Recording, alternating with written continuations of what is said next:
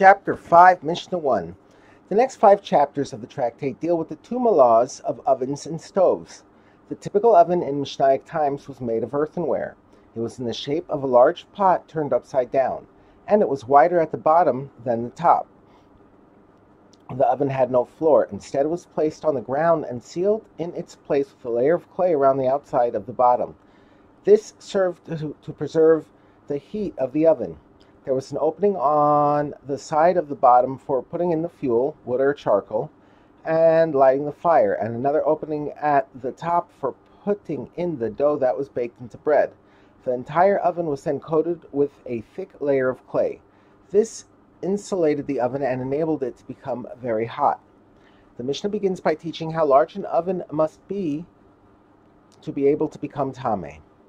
The law for an oven is as follows. Its beginning must be 4 tefachim high. That is, when an oven is first made, it must be at least 4 tefachim high in order to be considered a proper oven and become tameh. And what remains of it after it breaks must be 4 tefachim high in order for it to still be considered an oven and be tameh. These are the words of Rebbe Meir. The sages disagree with both parts of Rebbe Meir's ruling, but the sages say, in regard to what was this said, that an oven less than 4 tefachim high can never become tameh, in regard to a large oven, that is, a regular oven used for baking bread.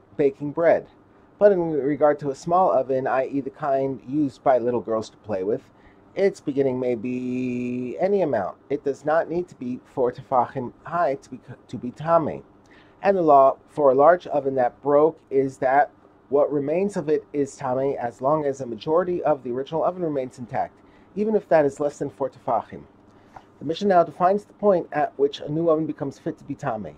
A new oven becomes fit to be tameh only once its manufacture is complete. What is considered the completion of its manufacture? When it is heated on the inside to a high enough temperature to bake in it a suf ganin, a type of bread with a spongy texture. The oven does not have to be heated to the higher temperature needed to bake regular bread. The next Tana has a slightly different measure. Rabbi Yehuda says it is considered finished once the new oven is heated to a high enough temperature to bake suf ganin in an old oven. This requires less heat than to bake suf ganin in a new oven.